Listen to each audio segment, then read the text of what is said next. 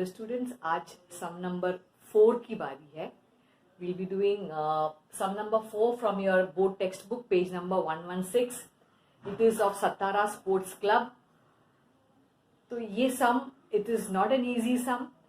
It has got various types of adjustments जो मैंने इसी sum में देखा है. बाकी कोई भी sum में मुझे ऐसे adjustments नहीं मिले.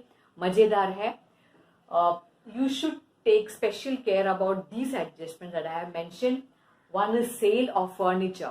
When you have got sale of any asset, तो उसमें कभी प्रॉफिट हो सकती है, कभी लॉस हो सकती है, कभी no profit no loss.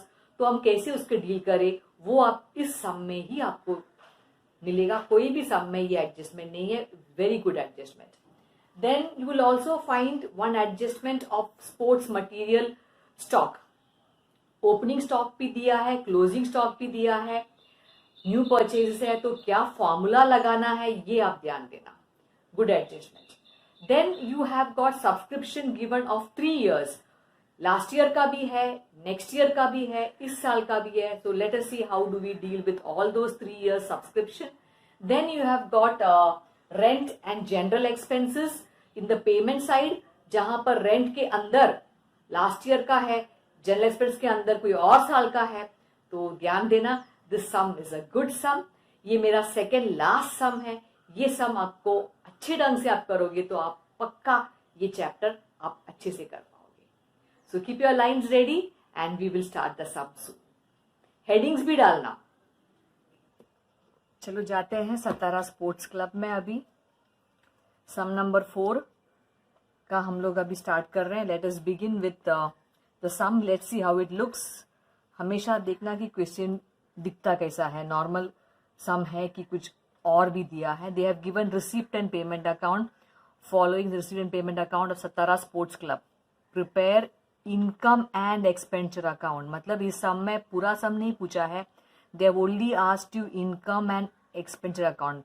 When they ask you only one part children, पक्का ये सम थोड़ा डिफिकल्ट होगा क्योंकि वो लोग ने आपको एक ही हिस्सा पूछा है. So this is a good sum. Mark the sum as important. You can do it just before the board exam and do the sum because this sum has got comprehensive many adjustments.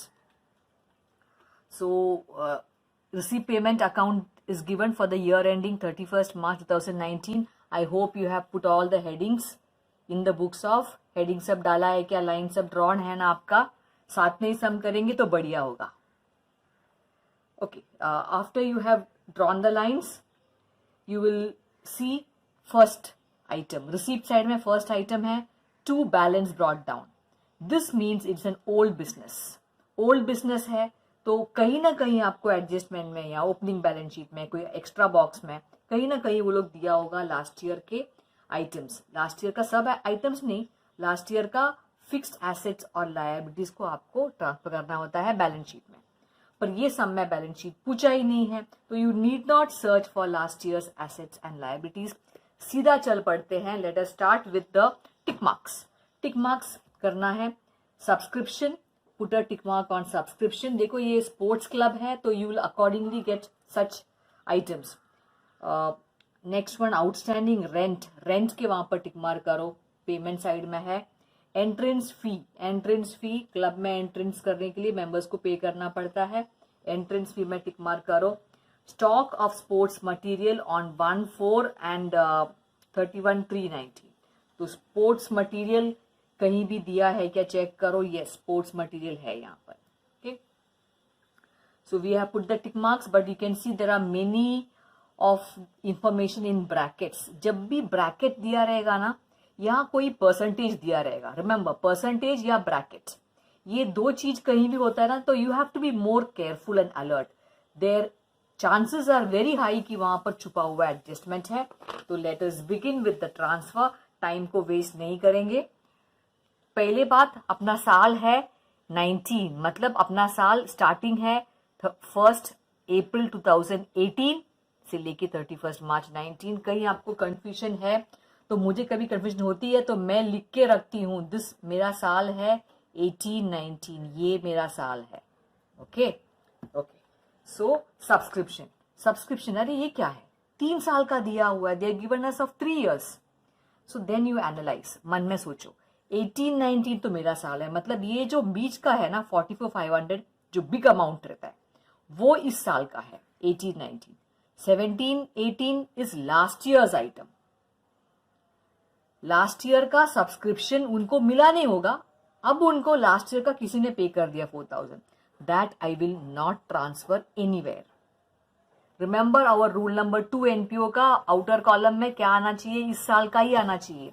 So that means I will disregard this, इसको छोड़ देंगे। 2018-19 is this years subscription, I will right income.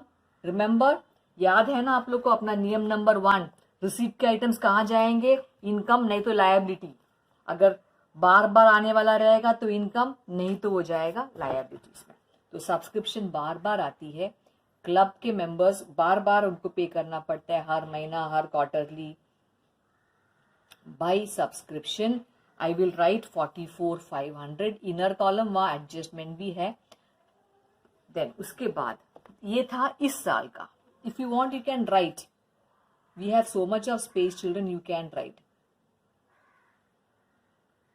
current year 18-19. This is for just for you all to understand. 19-20, अरे मेरा तो साल 18-19 है, 19-20 is the next year। आने वाला साल का 3,500 किसी ने एडवांस में दे दिया, तो ये कहाँ जाएगा, इस साल का तो नहीं है, इस साल का नहीं है तो it can not come here. So then what would I do, इसको हम कहाँ डालेंगे। अगर किसी ने तुमको एडवांस में दिया है, हो सकता है तुम्हारा क्लब आज छोड़ के जाएगा, तो अगर आपका क्लब आज छोड़ के जाएगा तो वो पूछ सकता है मेरा पैसा वापस करो। So advance subscription this is next year का, that the company can be liable to pay it back, वापस देना पड़ेगा शायद, तो वो डालेंगे आप लायबिलिटी में। लायबिलिटी में बैलेंस शीट पूछा नहीं है चिल्ड्रन, ये आपको करना नहीं है बोर्ड एग्जाम में, I am just doing it to make you understand. So 19-20 I am leaving some lines for fund, capital fund. So I will put here advance subscription. You need not do it in your board exam. ये short form भी लिख सकते हैं, anyway it is rough work. Advance subscription, this was of 19-20. Okay. एक और तरीका था इसका, कुछ लोग they have one more method। अगर आप लिखते थे यार बाई सब्सक्रिप्शन 52,000 लिख सकते हैं, it is also good. But अगर आप यहाँ लिखते 52,000 तो आप 4,000 और 3,500 दोनों अमाउंट को आप लेस कर देते। यहाँ पर less last year 4,000, less next year 3,500। तो अगर आप ये लिखते हैं तो 4,000 और 3,500 को लेस कर देना। अगर आप यही अकेला लिख रहे हैं तो it is perfect. Okay, but invariably in both the methods you will write over here advance subscription. Next item we come entrance fee. Again it is an income. I will leave 3-4 lines, we have lot of space. By entrance fee there is an adjustment children, so we will put it in the inner column 8,000. Next donation एक ही अकेला word नहीं है, donation for building fund. When you get donation for something it's a specific donation, not general donation. ये capital revenue है, ये जाएगा आपके liability side में। So you will write donation for building fund.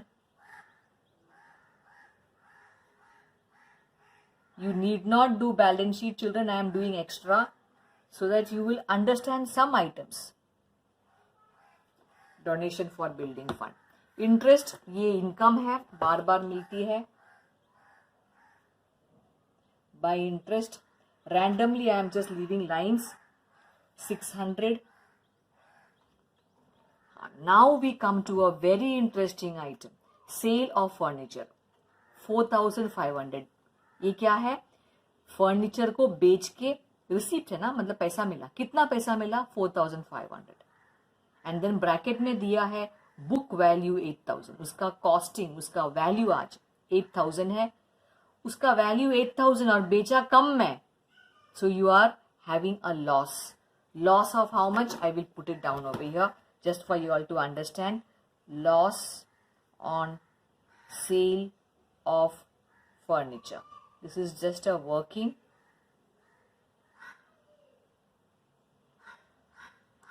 It was costing book value. You need not write this. I am doing it so that you all can understand. Less sold for. कितने में बेचा? 4,500. So loss कितना हुआ? 3,500. ये loss है. Now interesting thing children is this. 4,500 कहीं भी नहीं आएगा. ओके, दिस अमाउंट कितने में आपने बेचा वो कहीं नहीं आएगा. कितना पैसा मिला रिसीप्ट वो नहीं आएगा. क्या आएगा? लॉस का अमाउंट आएगा. That means loss amount will come in the expenditure side too. Losses को डेबिट करते हैं, याद है ना, to loss on sale of furniture. That will go 3,500. And more important is very important is to write in the assets. कहीं ना कहीं furniture होगा. अभी ये सम अधूरा है तो लोग ने फर्नीचर दिया नहीं है लास्ट ईयर का भी.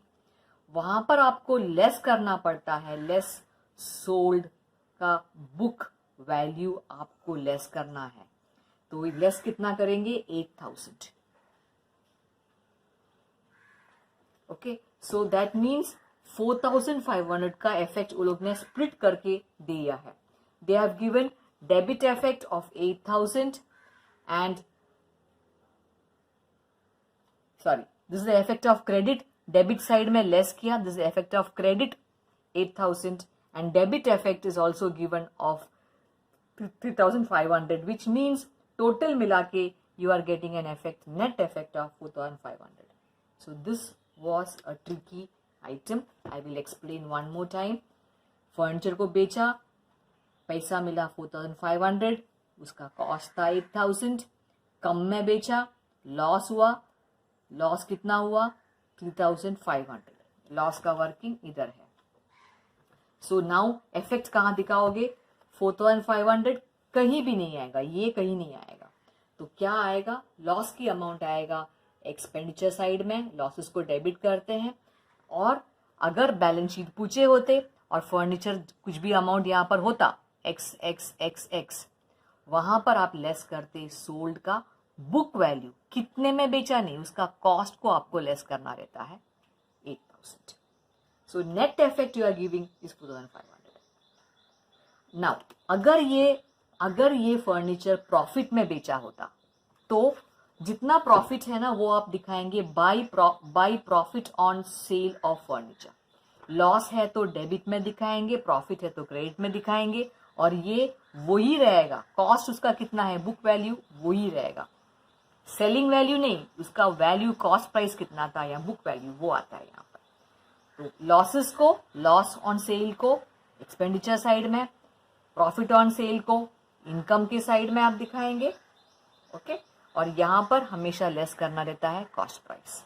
अगर प्रॉफिट और लॉस दोनों नहीं है, मेंशन नहीं है, तो एक्सपेंडिचर में भी नहीं, इनकम में भी नहीं, you will only put it in assets में लेस करेंगे. Okay, now going ahead.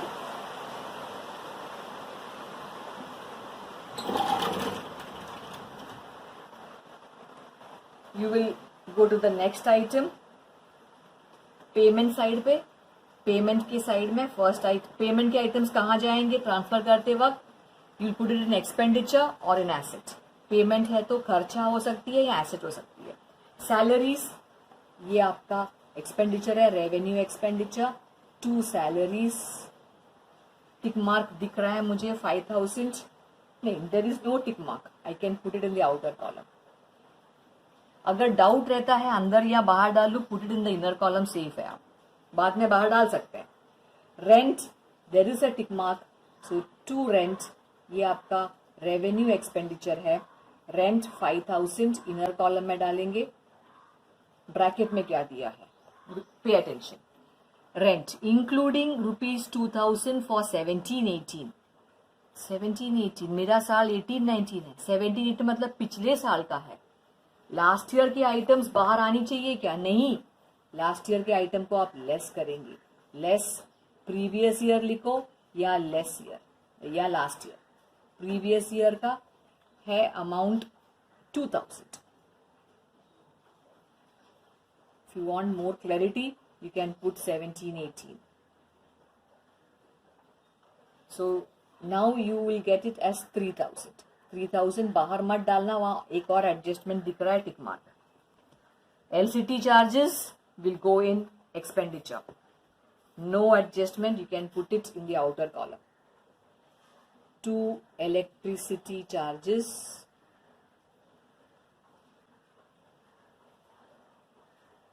amount is 1450.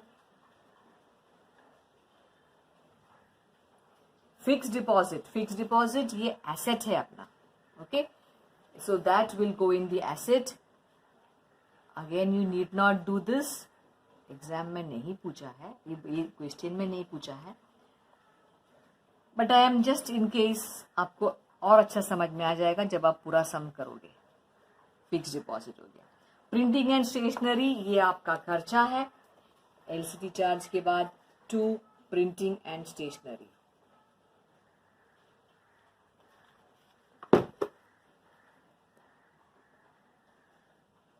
To printing and stationery, जब एडजस्टमेंट नहीं है ये जगह यूज कर सकते हैं हम लोग। Amount is 750।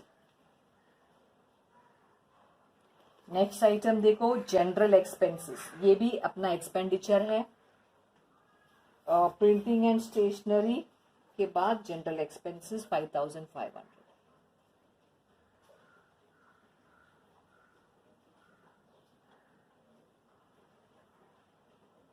Next item, general expenses. I goofed up, small mistake. There is something given in the bracket, so this has to go in the inner column. So I will now put it in the inner column, 5500, and okay, including 500 paid for next year. मतलब इस 5500 के अंदर आने वाला साल का advance में paid किया हुआ है, एडवांस में आपने पे किया है 500, तो एडवांस में पे किया है नेक्स्ट ईयर का, वो बाहर नहीं आना चाहिए। So you will make less, that is paid in advance, that is prepaid, prepaid for next year 500. So if the amount will be 5000 outside, not 5500, 5000. I will repeat this again, it's a good adjustment. General expense 5500 अंदर लिखा, including 500 paid for next year, तो next year का जो paid है वो बाहर नहीं आना चाहिए। In this column we want only this year's expenditure, तो less prepaid for next year 500, इसका second effect जाएगा। सोच के देखो कहाँ जाएगा। अगर हमने प्रीपेड किया है नेक्स्ट ईयर का तो वो अपना एसेट में आएगा। प्रीपेड जनरल एक्सपेंस पूछा नहीं है, आई am just doing it. Prepaid general expense 500. Okay, after that bye sports material purchased, this is a very good item. Okay, इसमें 2 एडजस्टमेंट था। Sports material purchased, now sports material children, ये sports club है, so they keep on buying sports material. It is a reoccurring item. It is like their goods. So sports material purchased, ये अपना खर्चे में जाएगा in the expenditure side to sports material purchased. Put in the inner column and leave at least 3 to 4 lines because there are 2 adjustments. Sports material purchased 40,000. Okay. By balance carried down, ये आपका asset का item है। Cash in hand, cash at bank, ये closing balance है। Opening balance को हम छोड़ देते हैं, क्लोजिंग बैलेंस को लेते हैं हमेशा। So cash in hand, cash at bank.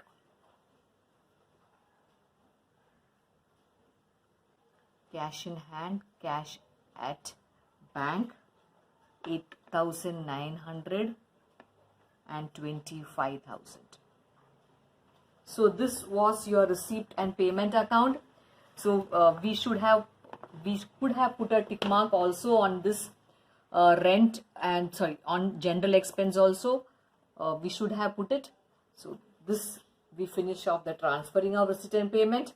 Now we will start off with the adjustment. ये adjustments भी मजेदार है, ध्यान देना. चलो सतारा क्लब का adjustments. First one, outstanding subscription for current year.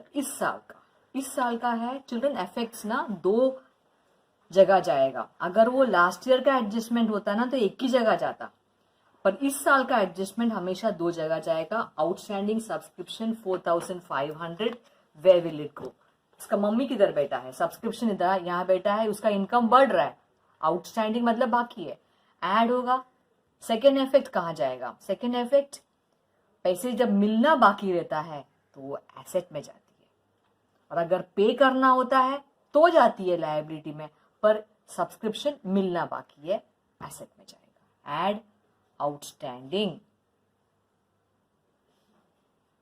If you want more information, you can write year also. 18-19 मतलब इस साल का है. Outstanding amount is 4500. बाहर लेके आ सकते हैं. There isn't any more adjustment. 49,000. Second effect, outstanding subscription, पैसा मिलना बाकी है तो आउटस्टैंडिंग सब्सक्रिप्शन मैंने शॉर्ट में लिखा, OS stand for outstanding. Outstanding subscription of this year, current year is 18-19, is 4500. Next, outstanding rent for current year. See both, एक outstanding income है, आउटस्टैंडिंग रेंट देखो एक्सपेंडिचर है, एक्सपेंडिचर. तो बोथ विल हैव उल्टा opposite effects. Outstanding rent 1000. Rent कहाँ बैठा है? उसका मम्मी इधर है. रेंट और भी खर्चा बढ़ेगा, आउटस्टैंडिंग है, ऐड करो. हमेशा आउटस्टैंडिंग ऐड होती है और प्रीपेड लेस होती है. ऐड आउटस्टैंडिंग 1000 बाहर ला सकते हैं, और कुछ एडजस्टमेंट नहीं दिख रहा है. 4000. Second effect, you have to decide कि एसेट की लायबिलिटी. मन में सोचो, रेंट, रेंट मतलब एक्सपेंडिचर, खर्चा बाकी है, खर्चा देना बाकी है, डाल दो लायबिलिटी में. Outstanding rent 1000. ऐसे आप कभी मिस्टेक नहीं करोगे if you will think like this. Second effect, entrance fees are to be treated as revenue income. मतलब रेवेन्यू इनकम है, मतलब इनकम में डालना है, तो एंट्रेंस भी हमने इनकम में डाल दिया है, हमें पता था पहले से ही, तो it is not an adjustment. हमने उसको सही डाला है, उसको हम बाहर लेके आएंगे. It was not an adjustment, it was just information. Entrance fees का वर्ड लिख लेते हैं, forgot. After that next item is a very good item, very good adjustment children. ये और कोई सम में मुझे मिला नहीं, ये एक ही सम में मुझे ये एडजस्टमेंट मिला. थोड़ा सा अगर टफ पूछना होगा बोर्ड को तो board will put of adjustments like sale of furniture, stock of sports material, and ये सब जो लास्ट ईयर का है, नेक्स्ट ईयर का है. So this sum is a little tough sum. Okay, stock of sports material as on 1/4/18. Date में ध्यान दो, 1/4/18 मतलब अपना साल का पहला दिन. 6000 था, एंड 31/3/19 को स्टॉक कितना था? 14,000. तो ये जो फर्स्ट डेट का है ना, फर्स्ट डेट, दैट मीन्स 1/4/18, ये अपना ओपनिंग स्टॉक है, ये ओपनिंग स्टॉक है. और 31/3/19 ये अपना क्लोजिंग स्टॉक है. ये है स्पोर्ट्स मटेरियल का एडजस्टमेंट. स्पोर्ट्स मटेरियल अब कितना है opening stock? Opening stock is 6000 and closing stock is 14,000. अब एक फॉर्मूला है, याद करना. ओपनिंग स्टॉक हमेशा ऐड होती है और क्लोजिंग स्टॉक हमेशा लेस होती है. Okay, understand this. जब भी ओपनिंग स्टॉक होती है कोई भी स्पोर्ट्स मटेरियल का या कोई भी स्टेशनरी का, तो क्या होता है, हम पहले जो जूना साल का स्टॉक है हम उसको पहले यूज करेंगे ना, तो वो अपना एक्सपेंडिचर बढ़ाता है। और क्लोजिंग स्टॉक क्या है, हमने यूज नहीं किया, अभी तक स्टॉक पड़ा हुआ है आज के डेट में। यदि आज का डेट है, आज के डेट में हमारे पास स्टॉक पड़ा हुआ है, this is lying as stock, it is not used, so therefore it will be less, it is not spend till now, expenditure हुआ नहीं है। तो फॉर्मूला में याद करो children, opening stock add closing stock less, तो ऐड करेंगे 6000 sports material add opening stock 6000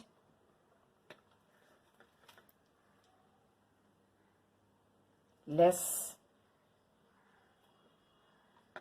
closing stock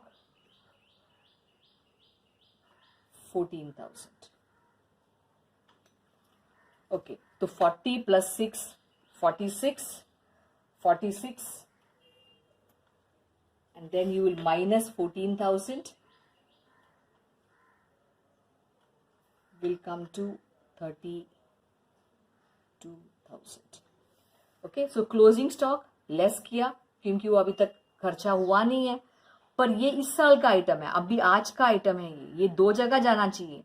opening stock जो है वो पिछले साल का था, वो एक ही जगह जाएगा, but closing stock will go in one more place. Think about it, आपके पास स्टॉक पड़ा हुआ है स्पोर्ट्स मटेरियल का, तो उसे बेच के पैसा मिल सकता है, it's an asset to you, तो वो जाएगा एसेट में। So in asset side you will write closing stock of sports material. Okay, so balance sheet is not asked, but if it comes anytime in the exam, you can remember this 14,000. Once again I repeat, opening stock हमेशा opening stock of stationery, opening stock of sports goods, opening stock of equipment, कोई भी opening stock होगा उसको add करो, कोई भी closing stock होगा उसको less करो। The formula is actually purchases add opening stock less closing stock.